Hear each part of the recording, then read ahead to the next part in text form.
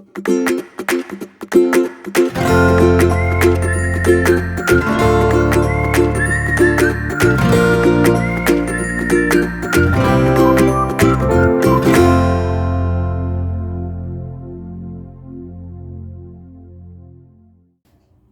afternoon everybody, my name's Steve, I'm the British Railroader and welcome to the Model Railway Room. And finally you can see here behind me I have built the baseboards for the new shelf layout.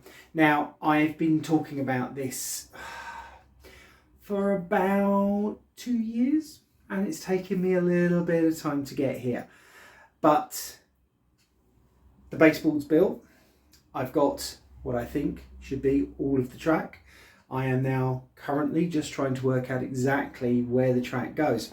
You may recall that I use SCARM to plan out my layout, and SCARM is a wonderful tool because it gives you the exact track sizes that you need to be able to put together a layout. I'm using Pico Code 83. I've got number 6 Unifrog points. At the moment they're going to be hand thrown. The frogs are not going to be powered because let's face it, I don't really need them to be powered because the wheelbase on diesel locomotives is more than enough to get across the frog. I'm not going to show you how to lay track. At the end of the day, there are people that are better at it than I am. And I think what's going to happen with these updates is that I am going to show you my progress and perhaps show you one or two little things. So for example, in a minute, I'm just going to show you the little production line that I set up for my bus wires, which if I show you, let's go over here and get one. Basically, I've soldered dropper wires onto the fish plates, connectors, whatever you want to call them. This is the problem. I'm English.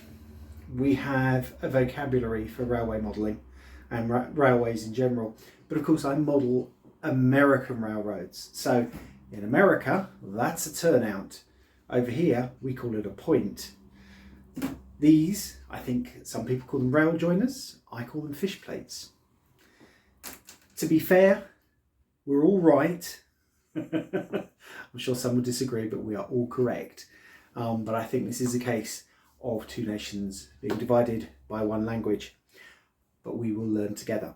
Anyhow, so I am going to get on. As I said, the points are going to be hand thrown. I was thinking of digitally controlling them using solenoid point motors. Rails of Sheffield over here do some really nice ones that come with an accessory decoder. But I've got 6 sets of points on here, which means that I'd need 6 of those, which means that I would be spending about an extra £100, which could be worth it. But what I'm going to do is I'm going to drill all the holes for the tyre, for the throw bars. I'm also going to drill holes so that the wires on the back here for the electrification of the frogs can drop through, so that if I want to, a little bit down the line, I can actually power the points and also electrify the frogs. Let's make this bulletproof and a little bit future-proof. That's the plan.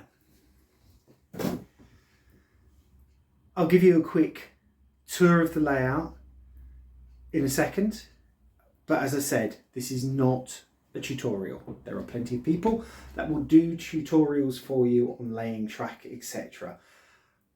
Suffice it to say, I cut with a pair of Xuron track cutters.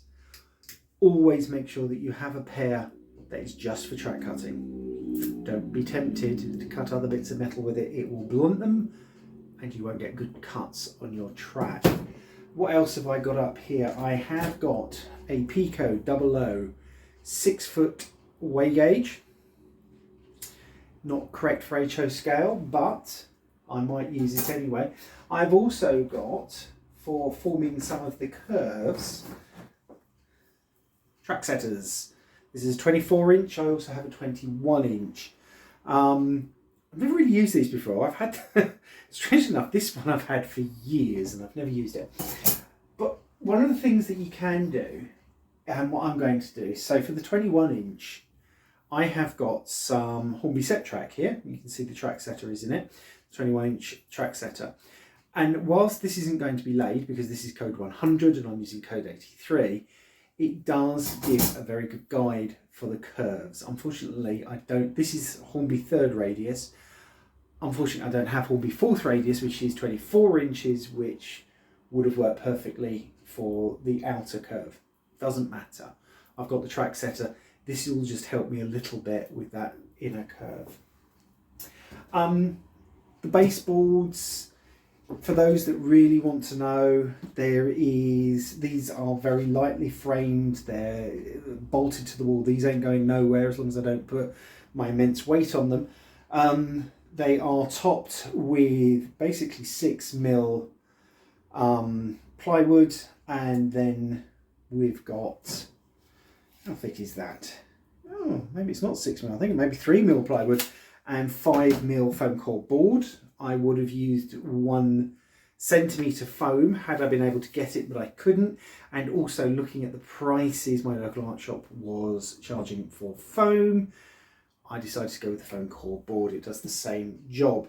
But what it means is that when I lay my track, so I glue my track down just with PVA glue, but whilst it's drying, I use push pins.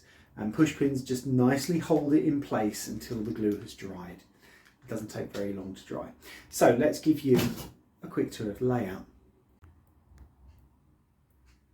Okay, we're just starting over here on the left-hand side.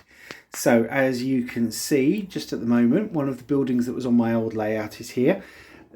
I needed that because I needed to know how far away from the wall to put the track. So this piece of track just here is just there temporarily. There will be another track here, as you can see, about that kind of distance, and then another one that will be parallel to this, probably a little bit closer. Moving along, you've got the first point that will basically go up to, so you've got the loop of track goes along here. That comes over then to 2 sets of back-to-back points. They're not in the right positions yet. I'm just trying to work that out. Oh, apologies for my shadow. Coming around to the far corner, that's the Walther's Heritage Furniture building. I just quickly tacked that together this morning just so that I can work out exactly where this track needs to go, which will come off of this point here. Then over here, let's move this out of the way past my bottles of dark earth paint, which you can probably guess is going to be used for track painting. Here will be a double curve that will form the runaround. Then we come to here, lots of packaging and bits and pieces, and then over here at the end, sorry about that, just moving some steps out of the way. Over here at the end, we will have the point diverging off to 2 tracks, and then 1 track coming down here and terminating there. This bit will go off to here, and there will be a dropout section that will go in the doorway at some point once I built it. For those of you, those of you have asked how my baseboards were built. I am a bit Heath Robinson. Now you can see it looks a bit untidy around the edges. There will be a pelmet. This cutout here is for the power cab controls to go through. Going underneath, you can see how it's been braced. So anything against the wall is basically attached to the wall. Bright light coming up, making it flicker. And as you can see, everything is just where possible, just braced in place. These brackets are wooden shelf brackets that I got from B&Q, which is the big DIY superstore chain here in the UK. They're actually really good. They've got two sizes. The bigger ones have got to come out to 30 centimetres. The shorter ones about 8 inches. I've drilled holes in all the cross members so that we can get the bus wiring through. So basically, we've got everything that we need. We'll get a helmet on there. That'll make that look nicer, but I'll worry about that once we're a little bit more progressed. Lots of wire here. We've got a bus wire going through. As I said, dropper wires, there's going to be about 10 sets of droppers, which may seem excessive, but I do like to bulletproof things. I've got these wonderful connectors for your bus wires. You can see that just there. So you've got your main bus goes through that one, and then you connect off there. And I've got 11 of these. So one will be for where the actual power comes in, down here, and then the others, as droppers come down, they will be spaced all the way around. And I'm trying to make sure that I don't share any, if you know what I mean, so that we can get it working right. Okay, there we go. That's a brief tour of the layout. So, as promised, here's just a little montage of how I made my power feeders, literally just by soldering wires onto fish plates or rail joiners, depending on what you prefer. Okay guys, this is really simple. So we start, as you can see, I've got a pair of fish plates held in a clamp, and I've added a little bit of soldering flux, and then I'm going to add a blob of solder onto each of the fish plates. I don't know about some of you guys, but Pico supply 2 fish plates joined together and then you just cut them in half, so this is actually quite a handy way of doing it. I then get my wire, which I've pre-tinned, and literally just melt the solder and stick it to the fish plate. It really is this simple.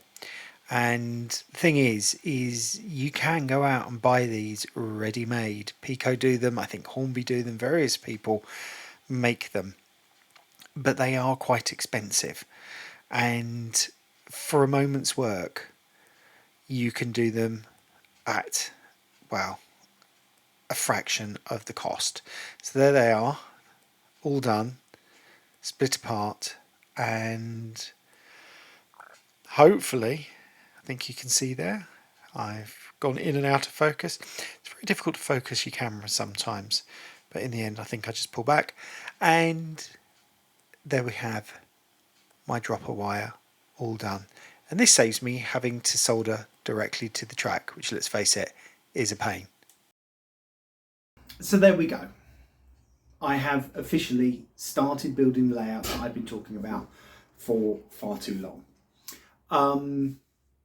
With regards to a name for the layout, and I've just noticed that clock behind me looks wonky, and trust me, it's just the angle of the camera. It is actually straight when you look at it, but that's by the by.